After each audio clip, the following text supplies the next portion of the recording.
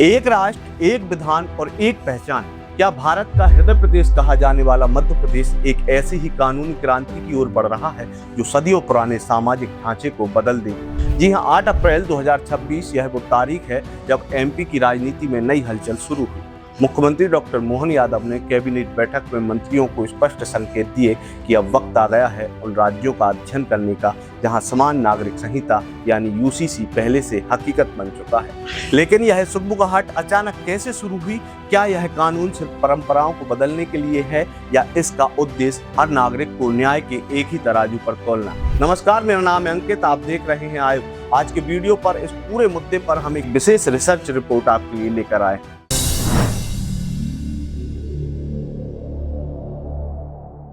MP में UCC को लेकर यह चर्चा तब शुरू हुई जब मुख्यमंत्री ने मंत्रियों से उन चुनौतियों और समाधानों पर रिपोर्ट मांगी जो उत्तराखंड और गुजरात जैसे राज्यों से सामने आए हैं। वर्तमान में भारत में नागरिक मामले धर्म के आधार पर बटे हुए हैं। जहां मुस्लिमों के लिए मुस्लिम पर्सनल लॉ बोर्ड के नियम प्रभावी हैं, तो वहीं अन्य समुदायों के अपने वैवाहिक और विरासत बोर्ड हैं जो अलग अलग कानून में बंधे हैं। कानून की यह भिन्नता अक्सर न्याय प्रक्रिया में जटिलता पैदा करती है और यूसीसी का मूल विचार इसी विसंगति को समाप्त करना है। इस पूरे मामले में कैबिनेट मंत्री विश्वास सारंग ने इस आवश्यकता को रेखांकित करते हुए स्पष्ट कहा है कि अगर इस देश में एक रूपता कायम होगी तो कांग्रेस को दिक्कत होगी।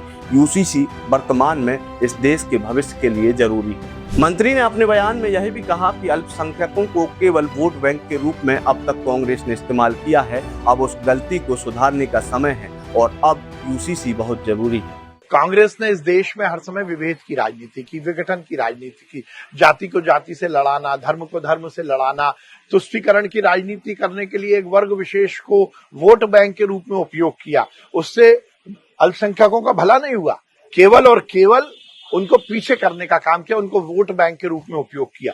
और ये जो यूसीसी वाली जैसी बातें आ रही है, कांग्रेस के ही तो पाप है जिसको हम सुधारने की कोशिश कर रहे हैं, उसको बदलने की कोशिश कर रहे हैं। जब हम इस मामले पर रिसर्च करते हैं तो अन्य राज्यों के उदाहरण इस कानून की अहमियत को और ज्यादा पुख्ता कर देते हैं। उत्तराखंड स्वतंत्र भारत का पहला राज्य बना। यहाँ 27 जनवरी 2025 से यूसीसी लागू हुआ और यहाँ शादी और तलाक का पंजीकरण अनिवार्य किया गया। इसी राज्य का सबसे चर्चित फैसला लिव इन रिलेशनशिप का पंजीकरण रहा, जिसे न करने पर 3 महीने की जेल या जुर्माने का प्रावधान भी इस कानून में शामिल है। गुजरात और असम में बहु विवाह को पूरे तरीके से प्रतिबंधित करने और पैतृक संपत्ति में बेटियों को बेटों के बराबर अधिकार देने जैसे ऐतिहासिक निर्णय लिए गए।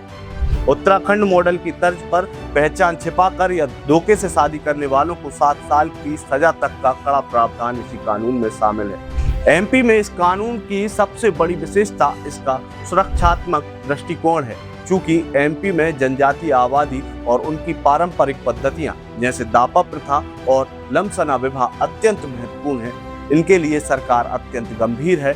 उत्तराखंड और असम की तरह एमपी में अनुसूचित जनजातियों को इस कानून के दायरे से बाहर रखने की प्रबल संभावना है ताकि उनकी सांस्कृतिक पहचान सुरक्षित रह सके। नेता प्रतिपक्ष उमंग सिंगार ने भी इस मुद्दे पर सकारात्मक चर्चा की मांग की है। उनका कहना है कि सभी को विश्वास में लेकर निर्णय होना चाहिए और किसी समाज का अपमान नहीं होना चाहिए। उन्होंने आदिवासियों के लिए बनी कमेटियों को लंबित रिपोर्ट को भी विधानसभा में लाने पर जोर दिया, जिससे यह स्पष्ट होता है कि इस कानून का उद्देश्य सबको साथ लेकर चलना है। जो भी हो और सभी को विश्वास में लेके सरकार को निर्णय करना चाहिए ताकि किसी समाज का अपमान ना हो। कई बार सरकार ने आदिवासी कानून को लेके बात करी, चर्चा करी, कानून बनाने का प्रयास किया, लेकिन सरकार के पास कई कानून अभी भी लंबित पड़े हैं।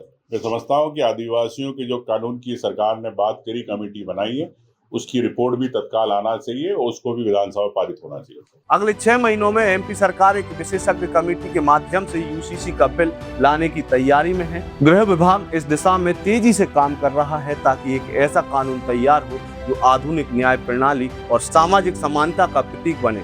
कानून केवल नियमों का संग्रह नहीं बल्कि ऐसे भारत की नींव है जहां हर बेटी सुरक्षित हो और हर नागरिक समान हो। मध्य प्रदेश का यह ऐतिहासिक कदम आने वाली पीढ़ियों के लिए न्याय का एक नया सवेरा लेकर आएगा। यही उम्मीद इस कानून से की जा रही है। आप इस कानून को लेकर क्या राय रखते हैं? क्या राष्ट्र में एक कानून होना चाहिए? अपने विचार हमारे कमेंट बॉक्स में जरूर साझा करें। आपका बहुत बहुत धन्यवाद। लगातार जुड़े रहने के लिए आयुक्त को सब्सक्राइब जरूर करें।